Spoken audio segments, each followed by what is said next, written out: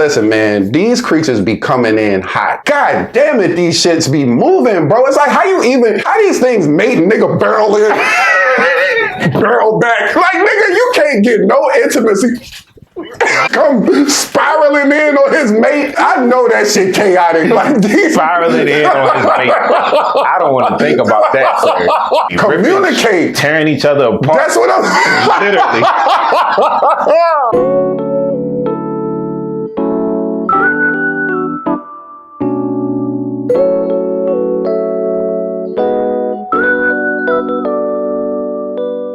Hey, what's up, everybody? Welcome back to Cinecism. I'm Eric. It's your boy Dante, man, and today we're going to be doing a review on A Quiet Place 2. So obviously, this is a continuation of the first movie. It takes place immediately after the first movie. I thought it was going to be a little bit of time that passed, but I'm glad it wasn't because I wanted to see what the outcome was of what happened at the end of the first movie. Yeah. So I was glad that they picked right back up. Focuses on Lee's family, Evelyn, Marcus, and Reagan, who are dealing with the loss of their father and the destruction of their hideout. So now they have to seek refuge elsewhere. At the same time, of course, maintaining silence. At the end of the movie, we also discovered that Reagan, who is the deaf daughter of Evelyn and Lee, discovered a way to, subdue the aliens by basically using her hearing aid to amplify the frequency of sound to distract the aliens long enough to kill them. It doesn't kill them, it just kind of incapacitates and debilitates them to the point where they can't really function right. The thing that I appreciate about this movie is that as a family,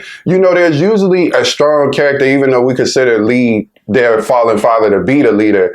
Everybody pretty capable though, which you would probably have to be in a world like this. You would have to train your kids to be self-sufficient. Right. So I never quite feel like even when one of them is alone, that it's a complete danger. Like I feel like they still could, there's a chance. Like some people in these movies, you're like, oh my God, they can't function without so-and-so. So nah, they smart. The kids are smart. Very. They move how they supposed to move. First, you have Evelyn, who's the mother. She's trying to piece everything together, man. What an immense amount of strength, because even though she's dealing with the loss of her husband, like Eric said, this is immediately after the original movie, so he hasn't been dead for that long. It's funny because the way that the movie progressed, I didn't really think about the fact that he was gone, because it's just like you gotta kind of press on, your survival instincts kick in, and you got three kids to consider, and they still here. So I don't really feel like she ever really mourned him in the movie. Kind of did a brief moment where she did, kind of visited that cross that was commemorating her son and his death. It was so much other stuff going on, man. It's like, damn, you don't even have a moment to breathe, really. She just had a baby too not that long ago. That's crazy, It's a lot going on. I just love the love she shows for the kids, especially her son. It's not a lot of dialogue in the movie due to the circumstances, but the way in which they communicate is just it's so heartfelt. This is kind of Reagan's movie, man. They hinted at the fact that her going off on her own. I was like, okay, well, that would be interesting if she did that. It would be interesting and highly dangerous. That's what I can't hear. Yes. I understand that,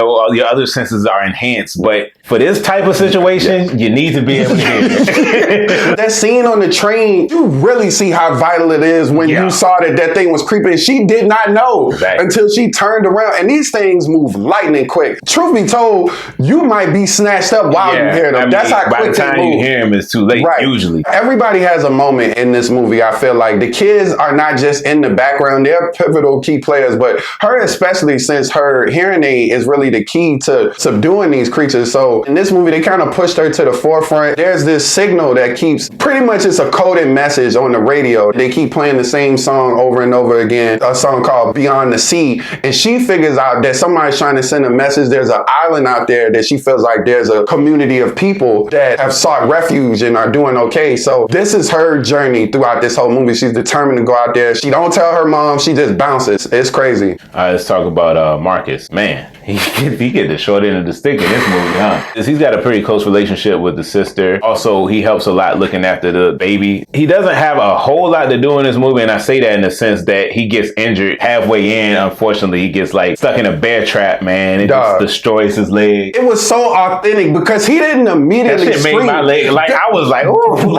It's like it had to register in his brain, and once he saw what happened and I guess the pain kicked in, I was like, bro, I can't even be mad mad not at be him. mad at Yeah. It's a fucking bear trap. Come on, what are you supposed to do? Right. I mean, A grown man I can was only screaming at imagine that. the intense pain he would have been enduring. It was rough because the pain and also because of the noise. Right. It was a very heavy moment. His mom was covering his mouth like, baby, I know, but please. Oh, and the baby started crying. Oh, Hammer. if it ain't one thing, it's another, Right. man. He was great in this. A few major scenes he had were very good scenes, especially in particular when he had to look after the baby in that boat, man. It was a lot. He had to go through a lot, man. He was already injured. He also moves pretty smart. And typically in movies like thrillers or, suspenseful movies, kids, you know how I feel about kids in movies like this. But these kids were great because they didn't do anything stupid. Everything they did was out of concern for like their family. So it's not like they were just out here moving recklessly. They were trying to like actually accomplish things. Like you said, sometimes kids in movies like this can be a constant irritant because they doing shit that you like, why the fuck? Like, even I understand you're a kid, but you should be smart enough to know that that is dangerous. They don't move like that. And anytime they do something that's tension building,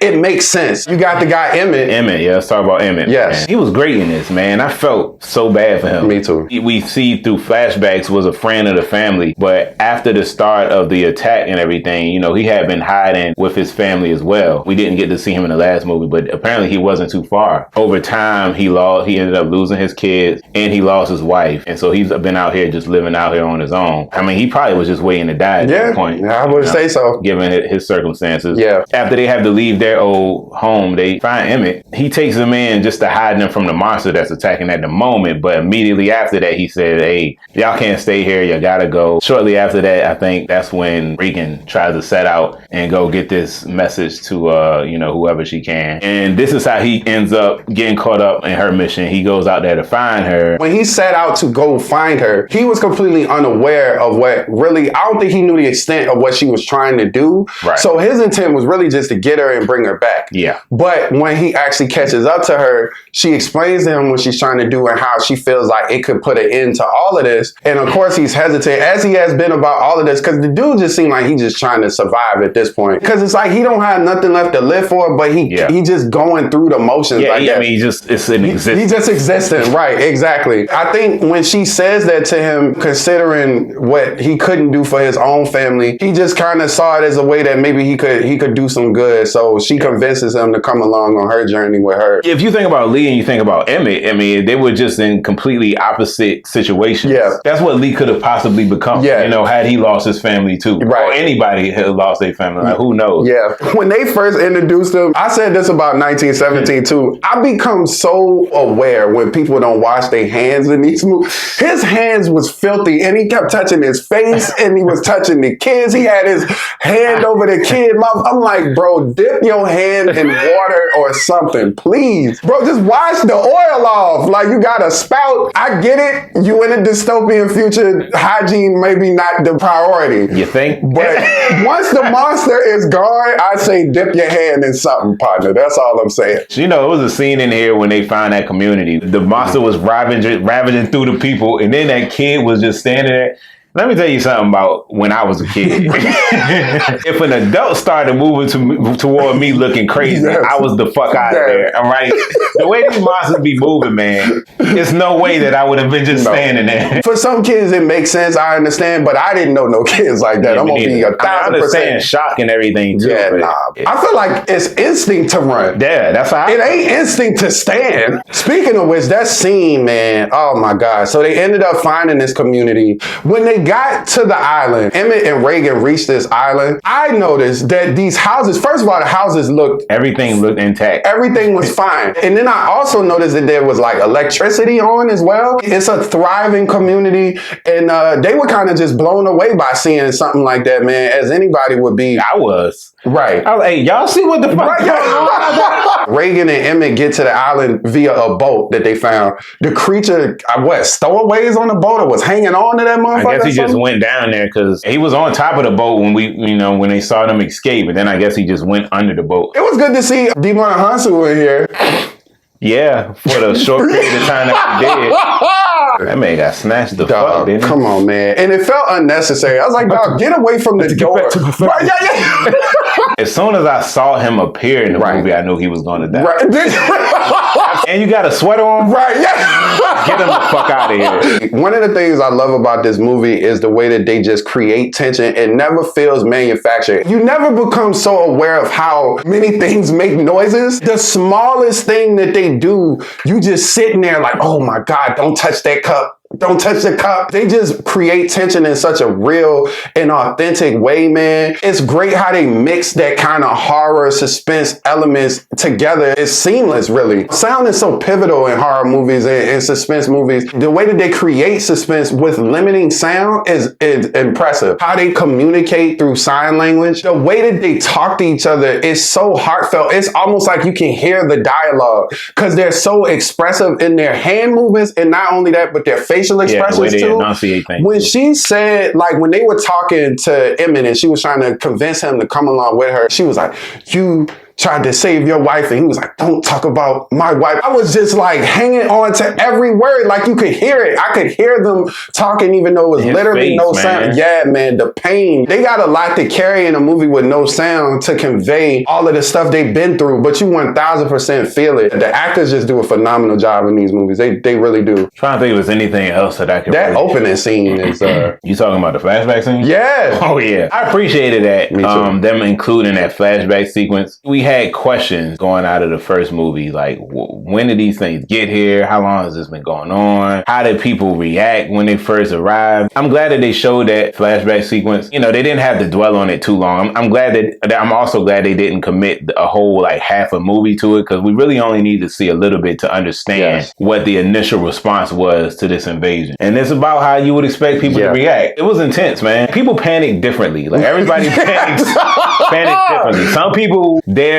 response is to remain silent and see what's going to happen. Other people's response is to make as much fucking noise as possible. And you see that. Of course, you don't want these creatures to hear you. They didn't even know that was their capabilities, but they still was instinctively trying to be quiet, thinking that these things were just passing by, as I feel like most people would. Like, if you saw a lion walking the street, you probably gonna be like, ah, da, da, da. You know, a smart person would be trying to be as humanly quiet as possible. One thing that I did appreciate that I was unaware of in the first movie was how close-knit of a community this was. You don't really know that until this movie, but it's like a small town. Everybody kind of know each other and things like that. That's got to be even more devastating, because this ain't like a big city where these people getting barreled and you don't know who's who. When they were hunkered down and it looked like that restaurant or something, it looked like everybody probably knew who each other was, and some people you saw them interact with before all of this happened. It just makes it hit that much more harder. They was at a baseball game, for God's sakes, when all this, they saw it, so it was like a meteor or something in the sky. Still don't know what happened there. It's funny, nobody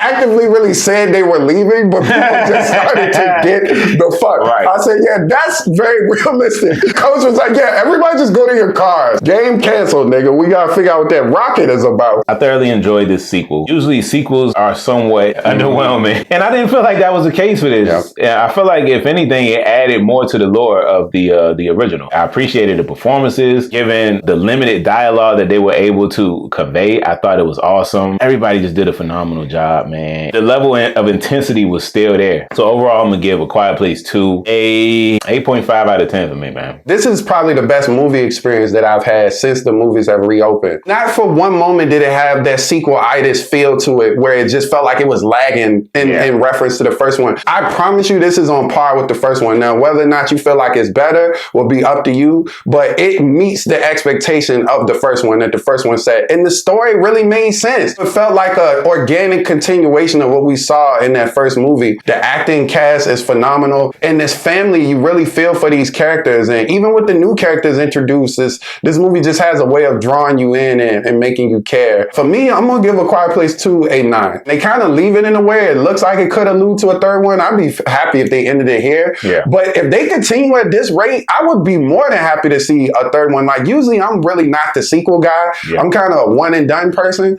But if this is what they're doing, if they keep this up and it's quality, I'm here for that, man. I'm open either way. Like you said, like I wouldn't be mad if they made a trilogy if it could be of equal or better quality than what we already got, which has been great. Yeah. I'm all for sequels. The fact that they even made a part 2, it made sense because of the ending of the first one. It wasn't just they tried to come up with some bullshit sequel. It was an actual continuation of the story, like an immediate continuation of the story too. And it made total sense after the discoveries that were made at the end of the first movie. We don't even know how many of these things are on Earth, honestly, or where else they've landed. Still don't know where they came from. If they want to include that, that'd be cool, but it don't even fucking matter. Yeah, just get them out of here. Yeah. You know, I always think, and they did the same thing in Science too, that M. Night Shyamalan movie. But it's always funny when these aliens are vulnerable to water and they invade Earth. It's like, nigga, did y'all not do no schematics of this planet? Do y'all know what it's mostly? I mean, to be fair, do they look like that? Any research? Nigga, let's go. At least the science blue shit, nigga.